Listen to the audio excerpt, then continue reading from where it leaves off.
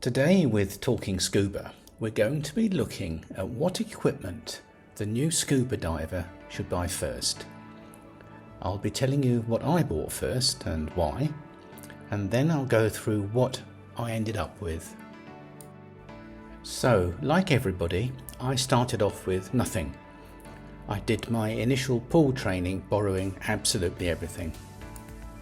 I didn't know how everything was supposed to fit, and I didn't know how it was supposed to feel. I did quickly realise, however, that my leaky mask was a real pain, and it was seriously spoiling my enjoyment of diving. I spent most of that lesson trying to sort my mask out. I tried changing the mask strap, I tried a different mask, but I couldn't find out why it was leaking. It could have been my hair was under the seal, said somebody. Maybe my moustache was getting in the way, or maybe the strap was too tight, too loose, but whatever. It was a cheap, horrible mask, and I went out and bought a new one. So that was my first purchase, and I should add that it's still with me today, 5 years later. The next thing I didn't like was my BCD. For my first lesson, I was given a BCD that was far too small. I could hardly do it up, and I couldn't move. And then the following week, I was given one too big, so big it wobbled around everywhere, and I spent most of my time swimming around on my back, trying to pull the tank up to where it should be. So I realised that a BCD needed to be the right size. And lastly, my fins.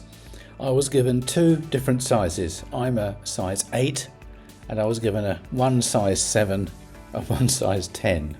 The size 7 was so tight I kept getting a cramp in my foot, and the size 10 kept coming off. I also didn't relish putting a very manky old mouthpiece in my mouth. Although they assured me that it had been thoroughly cleaned, it didn't look like it to me. More importantly, although I didn't realise it at the time, it took a great deal of effort to get any air out of it. But as the instructor said, we were only down at 4 metres, and the regulators were more than adequate for what they were being used for. Now I should say here that I was learning to scuba dive because my wife and I were heading off to Mauritius, and my only reason for learning to scuba dive was because I wanted to go out and have a look at the house reef. Not much more than that. My plan was to complete my enclosed water diving in the UK and do all my exams before my holiday, and then to complete my open water course in a nice warm blue lagoon in Mauritius. I hadn't intended to buy any of my own equipment initially, but having bought my mask, I did carry on looking on the internet. I spotted a barely used Sunto Eon Core dive computer for about half price. I was thinking that if I didn't continue with my diving, then I would probably get most of my money back. And as it happens, 5 years later, I still have that same dive computer. So off I went on holiday, clutching my mask and my dive computer. The dive centre at the hotel was very professional, and I successfully completed nearly 20 open water dives on rented equipment. And I was exceptionally pleased that I had my own mask and dive computer. I should add here that I was completely hooked on scuba diving, and I was already making plans for my next diving holiday. So Barbados was booked for the following year, and I bought myself a nice pair of neoprene boots and fins. My thinking there was that these wouldn't weigh too much, and they wouldn't take up too much room in my suitcase, and they really were a great success. I did 12 dives on that holiday, and my only issue with the rented equipment again was the BCD. Oh, and the taste of the second stage regulators. I managed to bite through one of the mouthpieces, and my octo hose leaked constantly throughout every dive. I had rented a shorty, a 3mm shorty, and when I got it, it was a bit oversized, but it kept me reasonably warm in the water, but it really wasn't much use once we got back on the boat. I got very cold.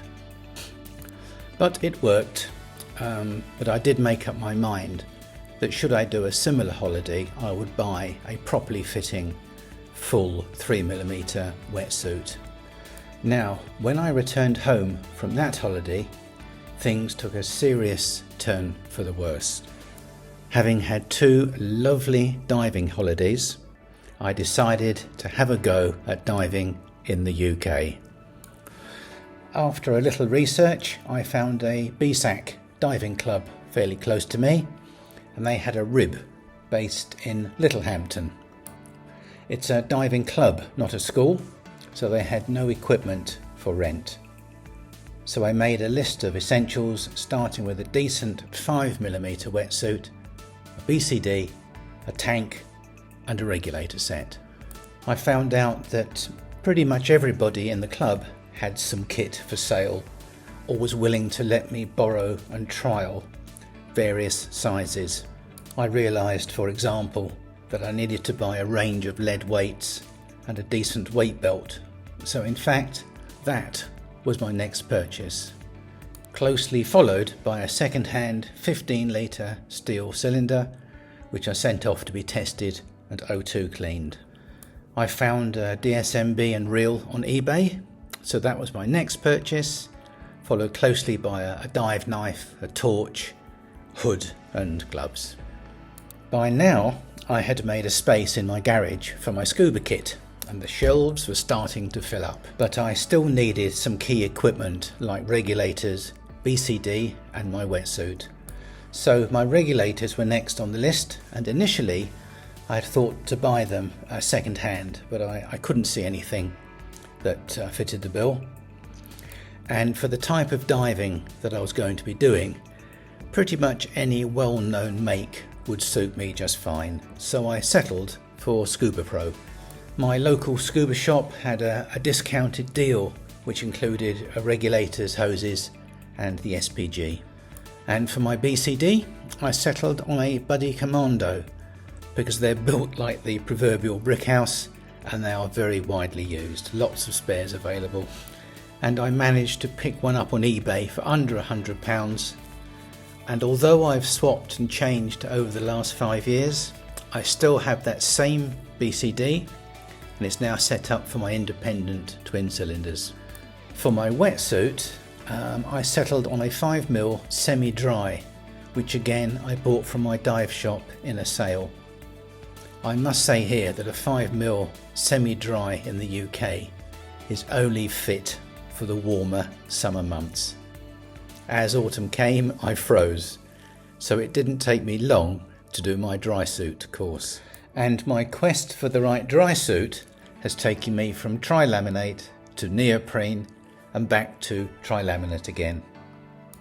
Personally, I look upon my scuba kit not as sports equipment, but as life support.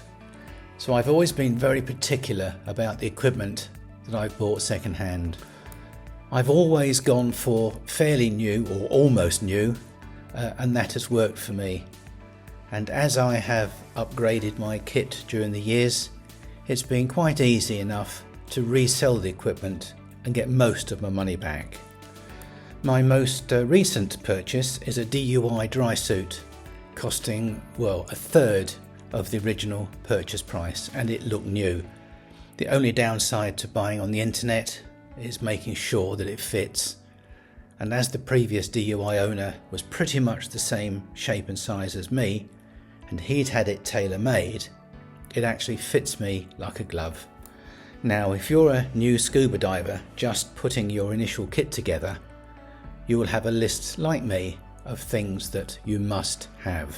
And then comes the list of the things that you want. Just as an example, I initially bought an Apex Lunar Mini Torch. It's a 1000 lumen torch. It's completely sealed, so there's no battery to change. You just charge it up with a USB charger. It can't suddenly spring a leak and go out on you. And I kept that torch for a couple of years and it worked perfectly. I dive in the English Channel where it's very murky. I wander around shipwrecks and I could see as much as anyone else.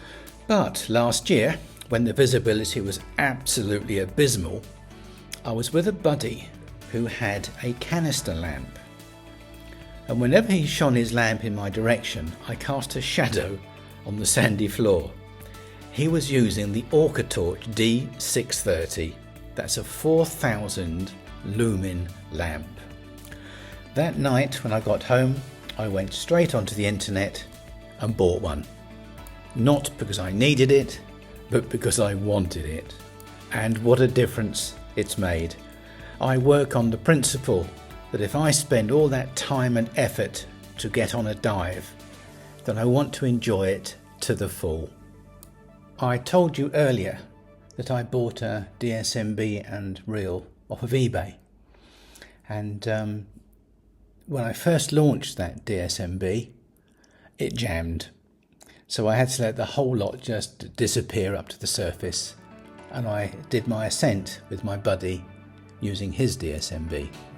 The boat recovered it okay, and I used it on 4 more occasions, but I was never happy with it. It always seemed to stick, so it went in the bin. I ended up buying an Apex Lifeline reel, and I upgraded my DSMB to a self-inflating DSMB made by AP Valves, considerably more expensive than my eBay purchase, but at least it works. So I guess the moral of the story is, if there is one, is that if the used piece of equipment that you're buying really is life support, then make sure you have it properly serviced and that it functions properly. I always keep my eyes peeled on the internet to see what new equipment or nearly new equipment is available. Things like fins, for example, don't need too much thinking about. I've tried loads of different makes, shapes, sizes and designs, and to be quite honest, for me it doesn't make any difference. If you were a new diver, then pick up a nice pair of second-hand fins and see how you get on with them. If you're diving off of a rib, you might prefer shorter fins. They're easier to move around on the boat. They don't get in the way so much. You might find that you want some heavier fins if you're a bit floaty on the feet, or try a light ankle weight. They work as well. But that's just fine tuning. As far as performance goes with fins, with the sort of diving that I do in the English Channel, just pootling around old shipwrecks, whether one fin is more or less efficient than another doesn't make any difference. Whether one fin will give you a slightly better performance in a frog kick as opposed to a flutter kick, again, that makes little difference to me. But one piece of advice about buying a dry suit is make sure that it fits. If it's got a small leak, you can always fix it. If the seals aren't quite right, if your wrist seals are too big or too tight, you can change that. Your neck seal, if that leaks a little bit, change the neck seal. That's all changeable. What you can't do is make it bigger, shorter or wider. And also, as a new diver, don't forget that if you look at 100 divers, not one of them will have the same setup. And that's one of the great things about scuba diving. I enjoy playing around with all of the different configurations. I enjoy developing my skills and trying out new things. I mean, for example, I now carry a 50 kilogram lift bag, and I thoroughly enjoy bringing lost or entangled anchors up to the surface. I even bring home the odd lobster for my supper. Not often, but sometimes. And all I can say to somebody who's starting out with buying their scuba equipment is, with the right equipment and training, scuba diving's real fun. It's a fun and safe hobby, and juggling around with different types of equipment is part of that fun. So enjoy. And if you found this little video useful, perhaps you will consider clicking on that subscribe button, or perhaps leave a comment or two about how you've built your kit and how it's set up. But in any case, if you're still diving in these chilly, cold winter months like me, well done. Keep diving. But above all, keep safe. Chat again soon. Bye there.